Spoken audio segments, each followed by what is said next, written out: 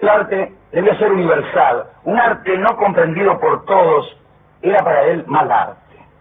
Estos juicios los escribió Tolstoy por encargo del zar Nicolás. No es verdad. En verdad, forman parte del célebre librito que es el arte. Y vamos a intentar un breve catálogo de artistas que han trabajado por encargo. Es indispensable inaugurar la lista con los protegidos de Cayo Cinio Mecenas, este noble romano, el amiguete de Augusto, amante de la justicia, amante de las artes y amante también de algunas mujeres. Ayudó muchísimo a Virgilio y a nuestro querido amigo Quinto Horacio Flaco, Horacio. Ahora bien, esta protección implicaba una sujeción de los artistas a los plazos y a los criterios del benefactor. No lo sabemos, pero vamos a indagarlo en los próximos minutos. Habrá sido, Virgilio habrá escrito, por ejemplo, las Geórgicas para complacer a Augusto. ¿Hubiera escrito otra cosa de no tener esa idea? Tampoco lo sabemos. El caso es que por esa protección del amigo Mecenas a estos dos grandes poetas, su nombre saltó de propio a común. Ya Mecenas no designa un tipo, sino que designa una actitud, casi una costumbre de protección al artista.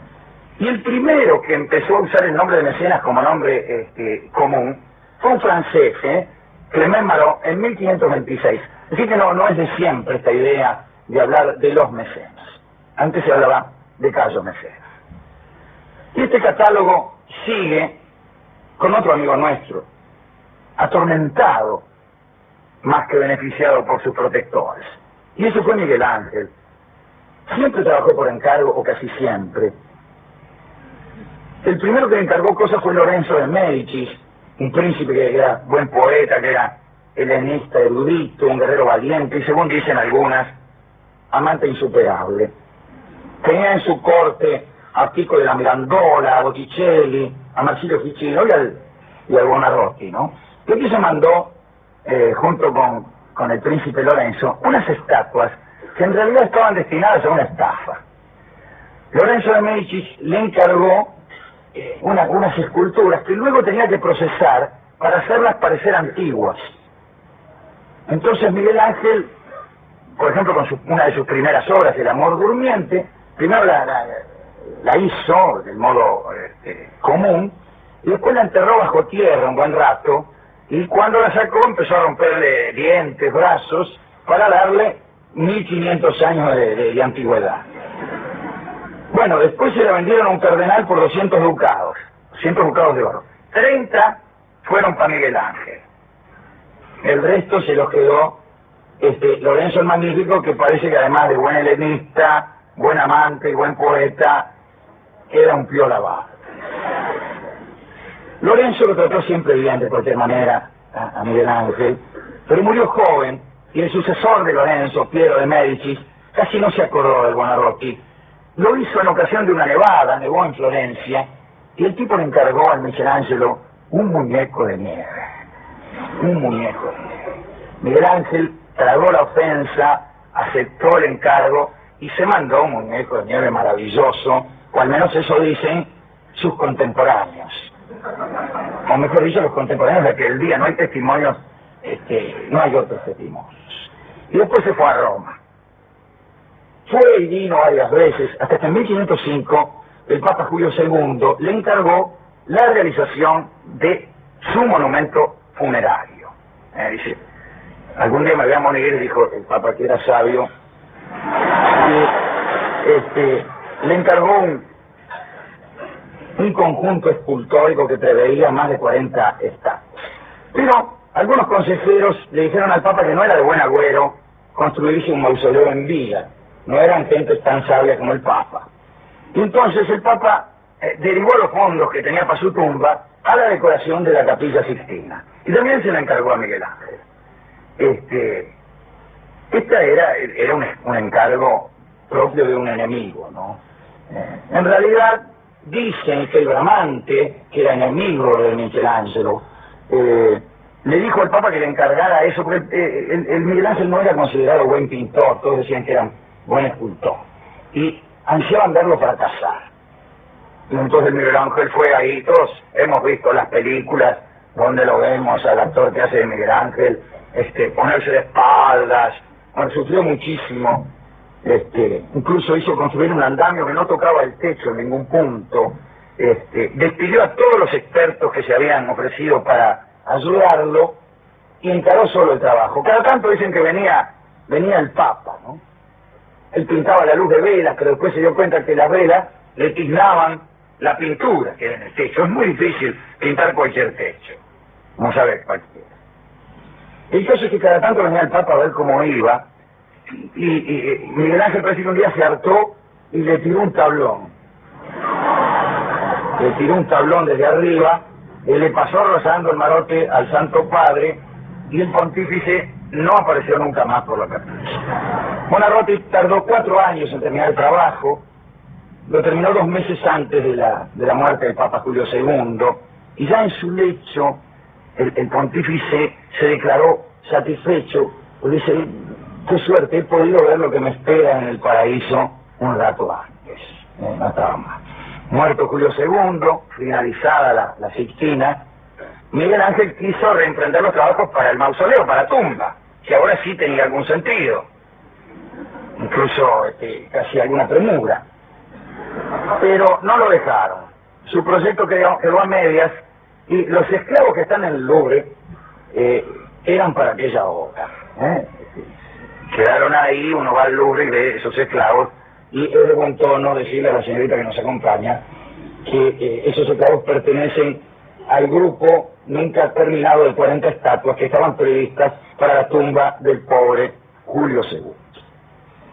Pobre Miguel Ángel vivió perseguido hasta el final de sus días por los encargos. Pablo III le encargó el juicio final, pero los desnudos escandalizaron a la gente, y tuvo que soportar que un pintor mediocre, Daniel de Volterra, le pintara una especie de calzoncillos que le ganaron al pintor el apodo del braguetone.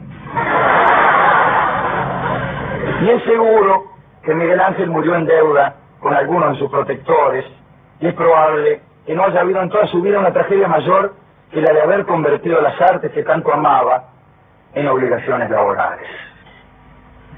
Sin embargo, es casi seguro que Miguel Ángel imponía sus criterios a los protectores, ¿no?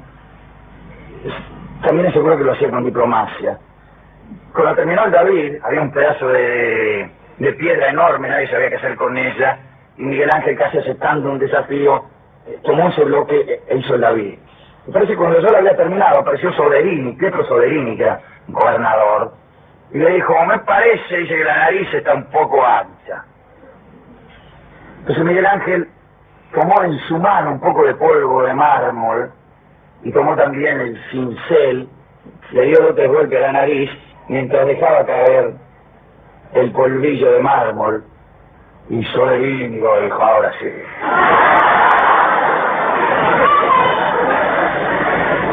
Bueno, dice Soderini, parece que tuviera más vida, y todos decían que sí. Así era aquella gente. En aquellos tiempos había muchos funcionarios que se las daban de conocedores.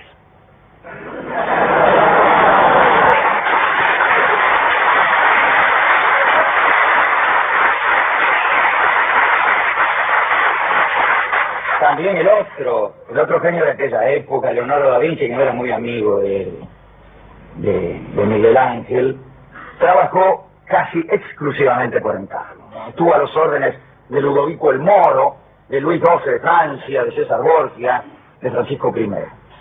Leonardo pintó muy poco, y además pintaba muy lentamente. Para hacer La Última Cena tardó 10 años. Este fresco está en el refectorio del convento en Santa María de la Gracia, y el prior del convento parece que cada tanto lo apuraba al artista. Che, dice, ¿qué pasa? Que hace 3 meses que no das ninguna pincelada. Y Leonardo parece que inventaba pretextos, ¿no? Una vez le dijo al prior que no encontraba un modelo adecuado para Judas, que recorría los peores barrios de Florencia buscando alguna cara de desgraciado que le gustara, pero que no encontraba ninguna suficientemente vil. Y el prior insistió.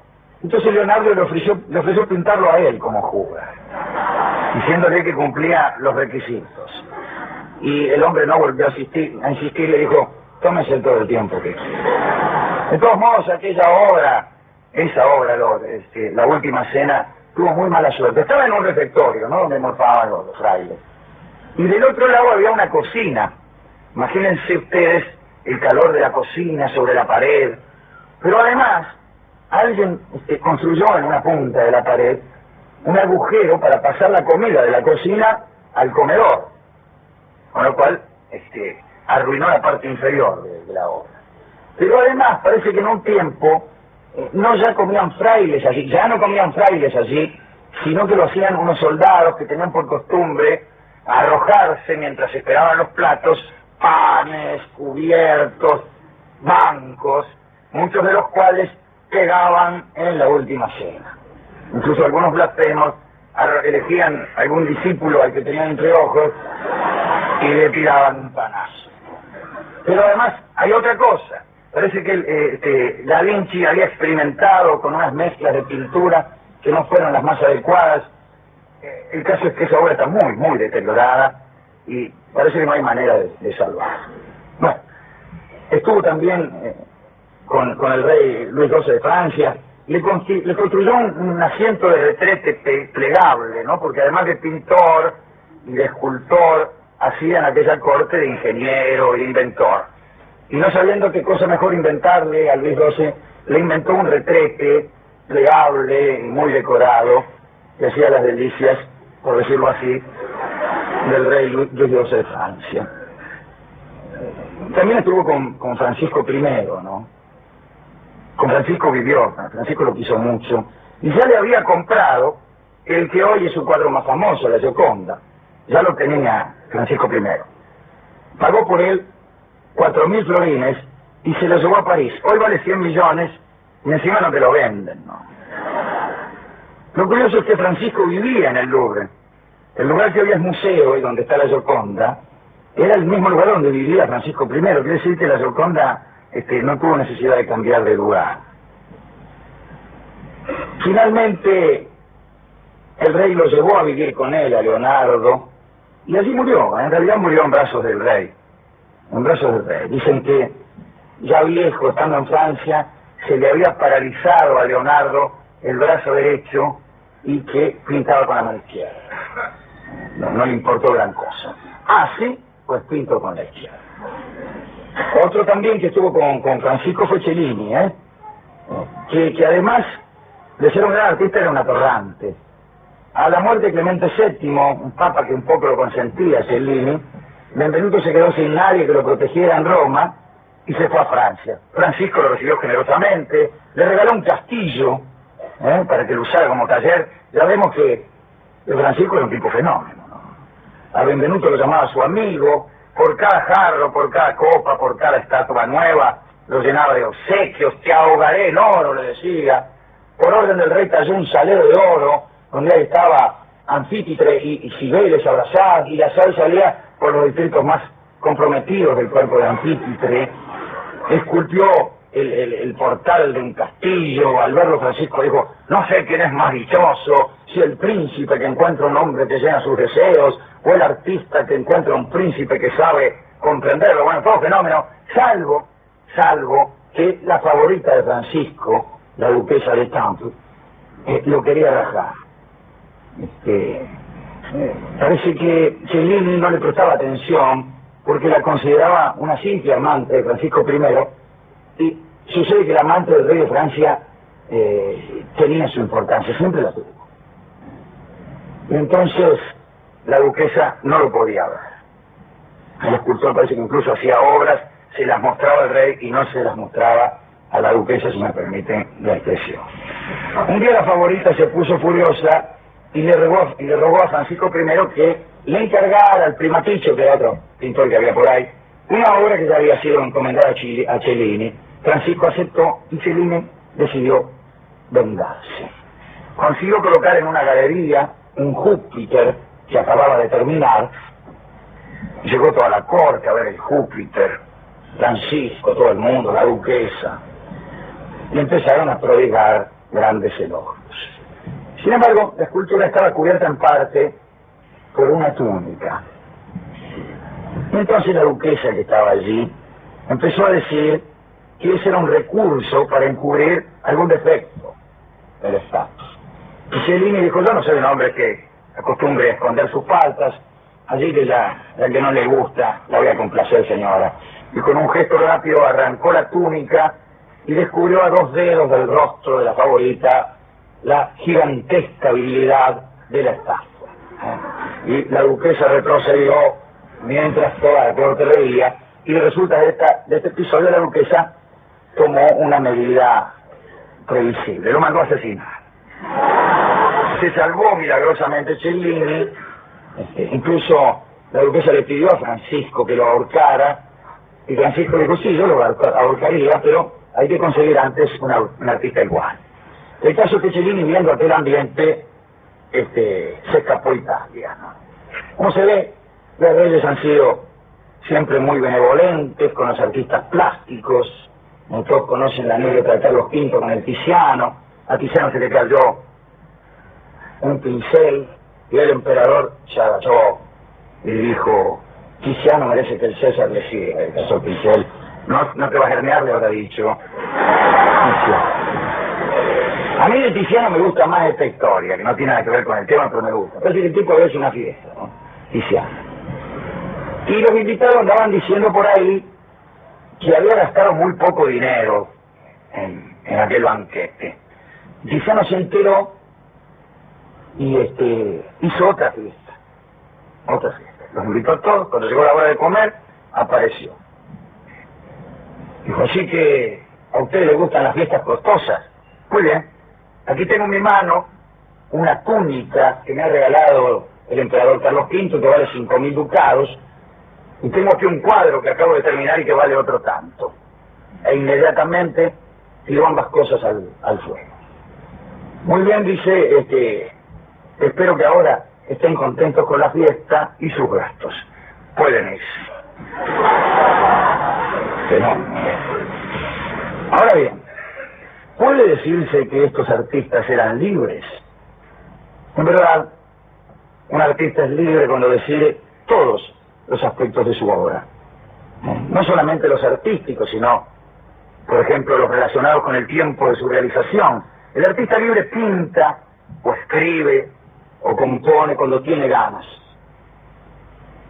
o cuando está inspirado. El encargo presupone un plazo. Pero sucede que la inteligencia no puede prometerse ni sujetarse a plazos. ¿Quién puede asegurar que escribirá un buen soneto todos los viernes? Pero hay algo más. La obra encargada debe complacer antes que nada a quien la encarga. Pero los que encargan son, naturalmente, personas poderosas que pertenecen a la clase dominante y que no son artistas.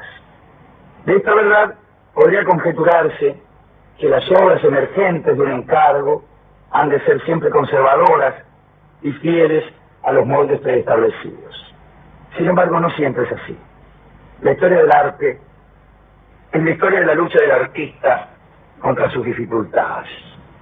El creador debe vencer la dureza de la piedra, la fragilidad del cristal, las cadenas del endecasílabo, su propia pereza y también las exigencias de sus protectores o las imposiciones de las tiranías.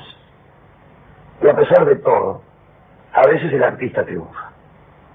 Y el genio aparece, y aparecen las innovaciones, las heterodoxias, las herejías y las blasfemias, porque los que encargan son siempre poderosos, pero no siempre son sagaces. Gombrich ha dicho que el mecenazgo es instrumento de dominio político, pero también de legitimación. El gran artista recién aparece, sin embargo, cuando consigue desligarse de sus protectores. Hay que decir que algunos de ellos daban entera libertad al artista en el cual confiaban. y otros tenían alguna sensibilidad artística como para apreciar ellos mismos la incursión del artista en los territorios inexplorados. Se me dirá que ningún poeta cortesano ha escrito un elogio del regicidio, y yo contestaré, tienen razón. Nuestro amigo Tolstoy solía poner como ejemplo de artistas libres a los griegos. Y esto no es tan seguro, ¿eh? La poesía, el teatro y la música tenían en la antigua Grecia un carácter agonal, es decir, había competencia entre las obras artísticas. Todos los años se entregaban premios y la gloria por estos triunfos era solo comparable a la que obtenían los triunfadores de las Olimpiadas. Esta circunstancia permite a mi modesto parecer hablar de arte por encargo, ya que el artista concebía sus obras sujetándose a los plazos y a las condiciones establecidas por cada concurso, y cabe suponer que se proponía lograr el agrado de los jueces. Es posible que hayan tenido que renunciar a algunas preferencias propias. Participar en los coros era un deber entre los ciudadanos de Atenas. Y los grandes poetas trágicos que admiramos eran poetas profesionales y estaban sujetos a las reglamentaciones, a los plazos y aún a los caprichos de esos concursos. Para presentar una pieza se inscribían ante el arconte, le tenían que aprobar la obra, le daban un coro y le sorteaban los actores. Le sorteaban los actores. Eso debe ser terrible, ¿eh? Me imagino a Esquilo, a Sófocles y a Eurípides cruzando los dedos y rezando, que no me toque fulano o que me toque el otro, ¿no? Con respecto a estos coros, el propio autor adiestraba a los coros. Quiere decir que no solo tenías que ser autor, sino que además vos mismo preparabas a la gente. Con respecto a los jueces, eran 5, hay que decir que el público los presionaba, ¿no? Al principio actuaban como maestros del espectador, no como discípulos. Repito, los jueces eran maestros del espectador, no discípulos. Pero después empezaron los gritos y prácticamente abandonaron la decisión a los gritos de la gente. La gente levantaba la mano, eso, porque qué sé yo. Y muchas veces el triunfo era otorgado a los más horribles aficionados, cosa que por fortuna ahora no sucede. Eurípides, con sus 92 piezas, solo logró 5 victorias. No está en relación con su popularidad entre las personas cultas, ni mucho menos con el juicio de la posteridad.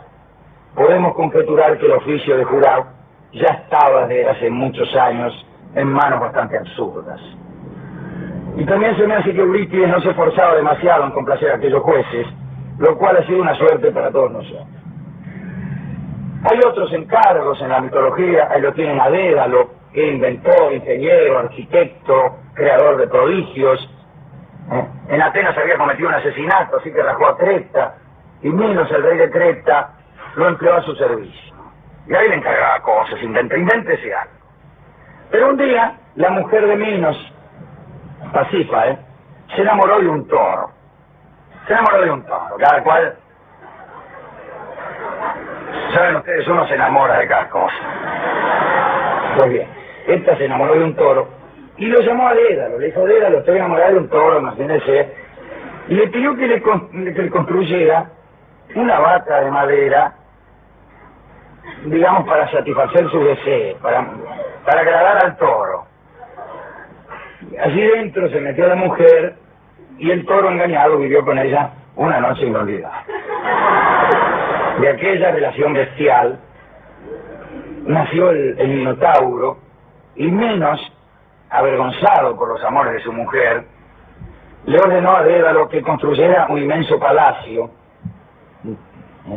un palacio donde las cosas están muchas veces, dijo alguien, el laberinto, formado por un embrollo tal de salas y corredores para que nadie fuera capaz de encontrar la salida. Y allí encerraron al monstruo. Minos se mostró muy conforme con la obra del artesano, lo felicitó, lo recompensó con tesoros, pero al poco tiempo el rey se enteró de que Dédalo había ayudado a Pasífae en este asunto del toro, y ahí empieza la desgracia de Dédalo, que termina con su huida y con su hijo Ícaro medio derretido. Pero no hemos hablado todavía de los músicos y de los escritores, que también trabajaban por encargo. Molière fue el protegido de Luis XIV desde 1658 hasta su muerte. En algunas obras actuaba Luis XIV. Dice, escríbeme una obra y denme un papel para mí, decía él. En aquel entonces también había personas encargadas de los destinos de la nación que tenían vocación actual. En 1664 Molière escribió El matrimonio forzado, y allí Luis XIV parece que bailaba vestido de gitano. Era bueno Luis XIV, tocaba la guitarra y cantaba fenómeno además. Bueno, en Los amantes magníficos hizo el papel del sol, que le cabía muy bien a su apodo. Esta es otra idea, ¿no? Mecenas que participan en las obras de sus protegidos. Entonces vos le encargás a algún tipo y participás. Hágame una obra de teatro que yo voy a hacer el papel de fulano. Pero incluso se puede conseguir un mecenas que lo ayude al tipo. A ver, déjeme que yo le voy a... ¿Por qué no pone tal cosa? Y hay una historia fenómena. El rey de España ve un cuadro que estaba terminando Velázquez, en el cual está Velázquez. Creo que es la Menela. Y le falta algo, le dice el rey. Y el rey mismo toma el pincel y le pinta al Velázquez pintado una cruz que era la máxima condecoración del reino. Y quedó, ahí está la cruz. La cruz la pintó el rey, no la pintó Velázquez. Y está bastante bien. Bueno, también escribía Molière en honor de algunas amantes del rey. Escribir para la dama de otro es también una forma de arte por encargo, cuya expresión más paradójica es la triste historia de Cyrano de Bergerac, que escribía para otro, para otra. Escribía para que un tipo amigo de él enamorara a una mina, que casualmente era la mina que a él le gustaba. Bueno, Molière no se salvó tampoco de la censura, de alguna prohibición. El Tartufo o el Don Juan fueron prohibidos. Otro que era pobre y también necesitaba protectores, tenía una lista de protectores y de amantes muy larga, era Lope de Vega. Se había hecho amigo del duque de César, y el duque no le encargaba poesía, le pedía consejos en el amor, y a cambio le daba algún dinero. Yo creo que los consejos amorosos son una forma de arte también. La seducción debe ser algo artístico, pero eso es otra charla. A mí el que más me gusta trabajando para reyes es el Castrati Farinelli. Saben ustedes que los Castratis eran cantantes que reemplazaban a las mujeres debido a algunas prohibiciones, y que para alcanzar registro de soprano se sometían en la niñez a la operación que su nombre denuncia. Y el más famoso de ellos es probablemente Farinelli. Ahora bien, Felipe V de España estaba en un estado de extremo agotamiento, depresión, accesos de melancolía, permanecía en la cama, sin ver a nadie, sin lavarse. Hacía más de 20 años que le daban crisis de demencia, durante las cuales se arañaba, se mordía, facaba a la reina, se creía muerto o transformado en rana. La reina Isabel Farnesio tuvo la idea de convocar a Farinelli para que le cantara al rey a modo de medicina musical. Muy bien, Farinelli fue a España, y bien llegó, lo metieron en una pieza contigua a la del rey, y le hicieron cantar, y el efecto fue sorprendente. Felipe volvió a sonreír, su salud mejoró, y le ofreció a Farinelli lo que quisiera. Y Farinelli pidió por toda recompensa que el rey se lavara.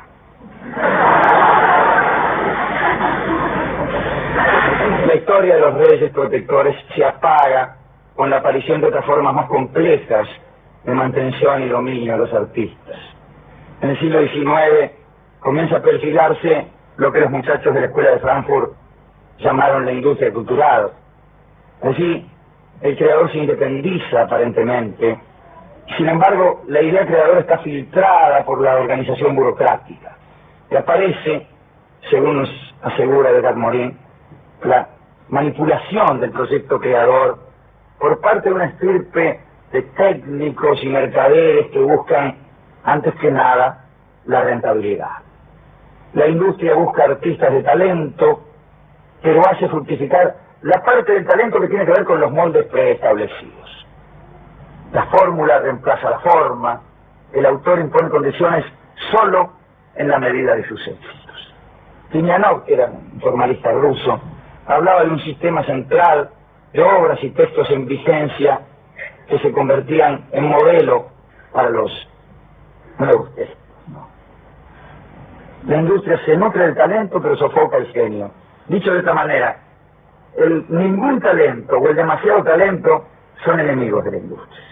Y en el siglo XIX aparece también lo que Bourdieu llama el campo intelectual. Ahí pasan en ese campo los artistas, las instituciones legitimadas, que son los museos, los teatros, la prensa, los críticos y el público. Y en esta época aparecen ya no los reyes, sino los empresarios. Y las historias ya no son con reyes, son con empresarios. Y son más divertidas.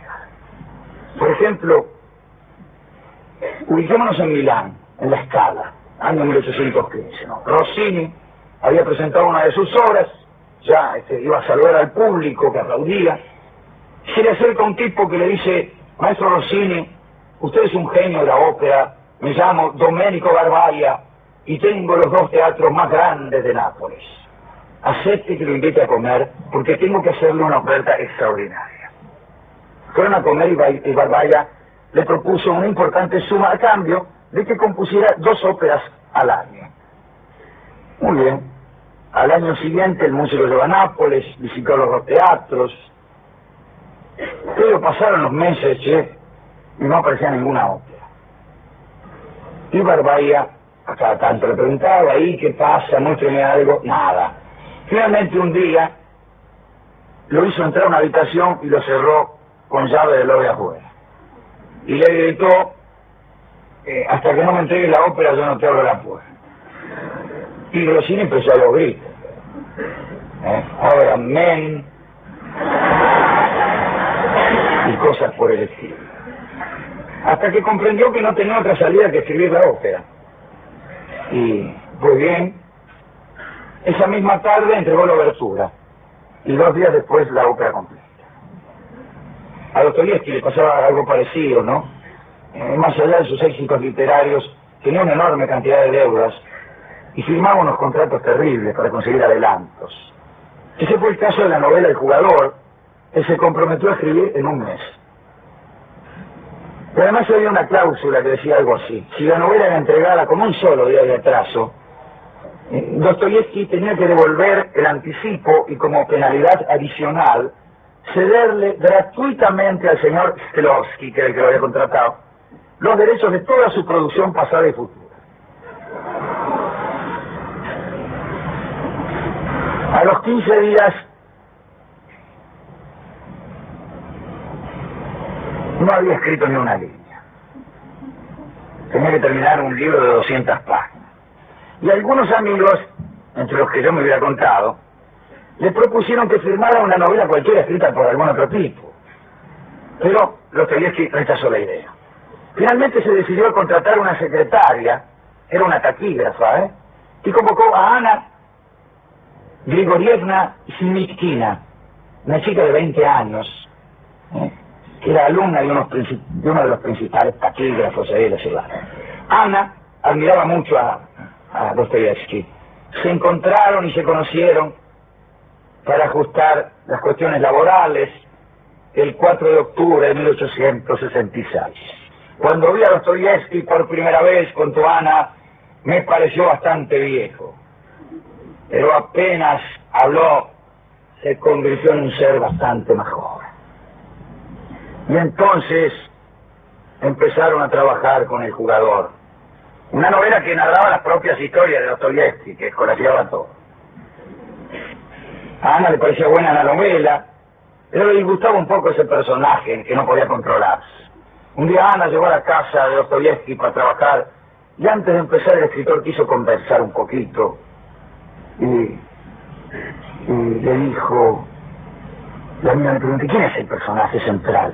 Dice, es un artista que en realidad ya no es joven, tiene más o menos mi edad. Y ella dice, cuénteme por favor. Dostoyevski siguió contando y dice, bueno, entonces este artista conoce a una joven de la misma edad que usted, a quien podríamos llamar Ana. Y dice, ¿a usted le parece, no sé, no, que esta joven podría amar al artista a pesar de la diferencia de edad? Y Ana miró a Fedor con los ojos y le dijo, los ojos, no, con los ojos es obvio. De todos modos, no, hay gente que mira de distintas maneras. Se puede mirar con el corazón y se puede mirar sin estar mirando. Y se puede mirar a una persona mientras se mira a otra. Yo soy capaz de mentir durante una semana con tal de negar una equivocación.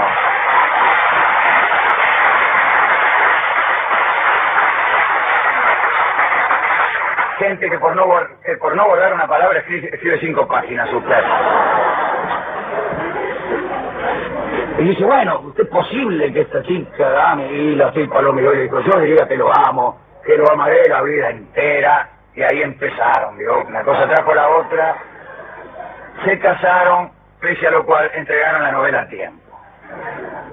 O mejor dicho, en virtud de lo cual entregaron la novela a tiempo.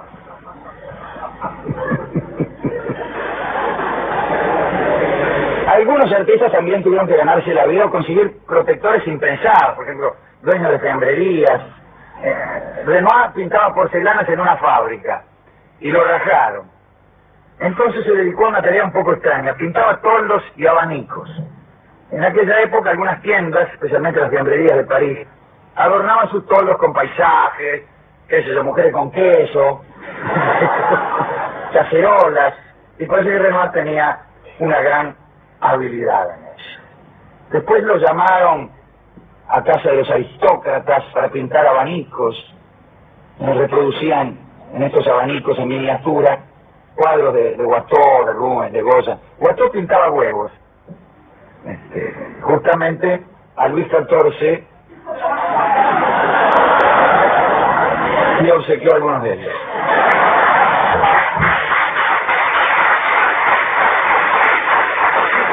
En nuestro tiempo, el fenómeno de la industria cultural ha sido acelerado y agudizado por la globalización. Hay que decir, sin embargo, que muchos de los aspectos que hoy se señalan como emergentes del proceso global fueron examinados desde hace 60 o 70 años, cuando las obras empezaron a ser reproducibles. Ahí el amigo Paul Benjamin saludó con optimismo esta posibilidad, y aún reconociendo que la reproducción hacía perder el aura, decía él, al objeto artístico, aún admitiendo que le quitaba su carácter de obra única, fija y original, él pensaba que venía a permitir el ingreso al disfrute artístico de grandes masas que hasta ese momento habían permanecido ajenas al mismo. Él decía que las industrias culturales hacían más por la cultura que lo que habían hecho las instituciones que históricamente habían asumido esa función. Pero este optimismo de Benjamin no fue compartido por muchos. Adorno opinaba exactamente lo contrario, y casi todos los pensadores han coincidido en que la robotización del hombre generada por la tiranía de la máquina ya no solamente ocurría en las fábricas y en las líneas de producción, sino también en las horas de ocio, donde otras máquinas, los aparatos de radio y televisión, los proyectores de cine, lo esclavizaban y le imponían unas preferencias. La despersonalización favorece la industria. Morin habla de homogeneización, normas comunes, para que todos admiremos lo mismo. El sincretismo de los jesuitas, aquellos que mezclaban las historias de los dioses de los indios con las historias cristianas, se volvió a usar para que los gustos en la India y en Montevideo fueran más o menos parecidos. Los murmullos del mundo, dice Morin, habían sido fabricados industrialmente y vendidos mercantilmente. El artista ya no dependía del favor de los poderosos, pero había caído bajo el peso de una fuerza irresistible que también imponía su ideología. En el barrio de Flores, han existido algunos mecenas. El farmacéutico Bruno Scarano era conocido por todos como Tepliski, por ser dueño de la farmacia del mismo nombre. El verdadero Tepliski se había comprado un corralón en San Miguel, donde todos lo conocían como Rabufetti. Pues bien, Scarano tenía contratado a Jorge Allen, el poeta, para que le escribiera versos para el truco.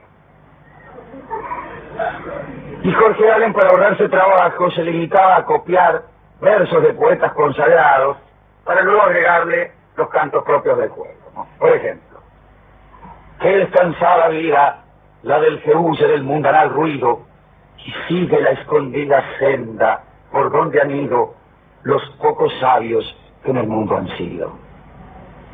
Envido.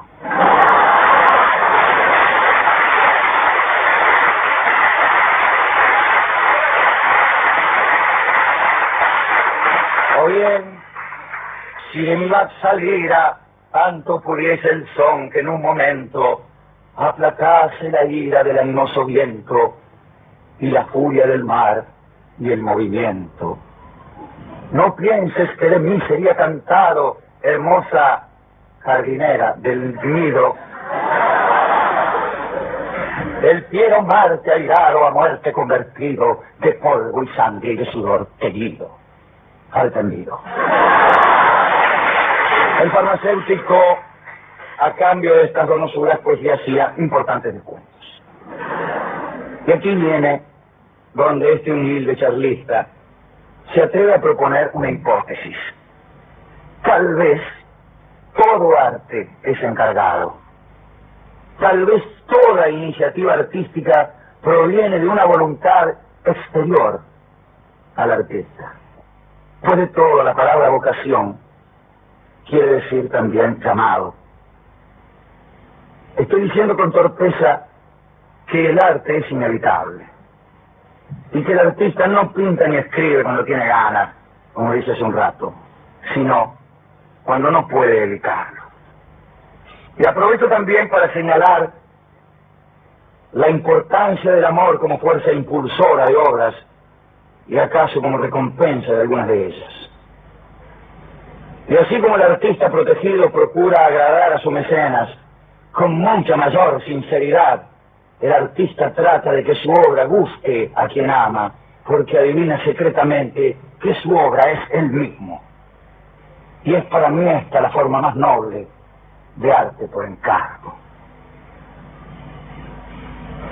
Todas estas consideraciones que aquí terminan, para vuestro alivio, son en realidad un mero preludio para declarar que hoy presentamos un libro que ha sido encargado. Muy encargado. Encargado durante mucho tiempo. Tal vez es el libro más encargado y menos cumplido de la serie. Encargar es también cargar, ¿no? Es echar peso sobre alguien, digo ahora.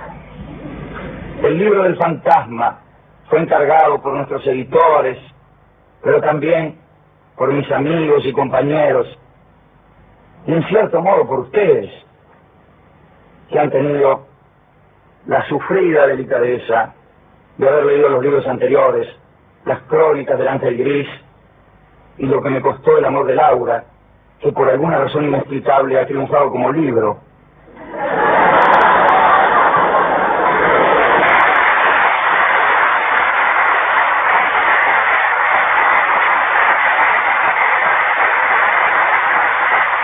Digo, siendo que es, como todo el mundo sabe, un disco, ¿no? Tampoco han faltado los estímulos de la amistad y del amor, que se han mencionado un par de incisos atrás. Con esos encargos cumplo finalmente hoy, cuando quizá es demasiado tarde. Odín, el príncipe de los dioses del Asgard, entregó un ojo por la sabiduría y hablaba siempre en verso. Los secretos de la poesía se los había robado a unos enanos que guardaban 2 frascos de unos elixires poéticos. El uno contenía miel y el otro sangre. La dulzura y el dolor son ingredientes de todo canto. Ojalá que este libro, que no tengo en la mano,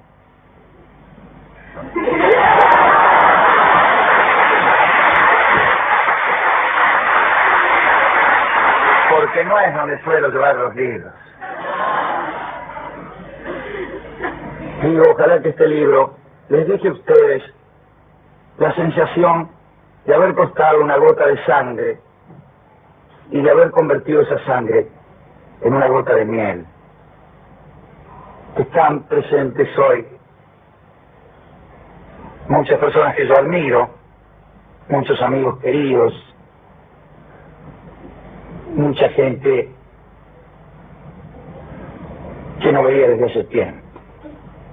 No voy a mencionarlo porque hay también, supongo yo, algunas personas de los medios a las que les agradezco el haberse tomado el trabajo de asistir a este foro un poco ingrato por lo escaso del espacio y por la numerosa concurrencia.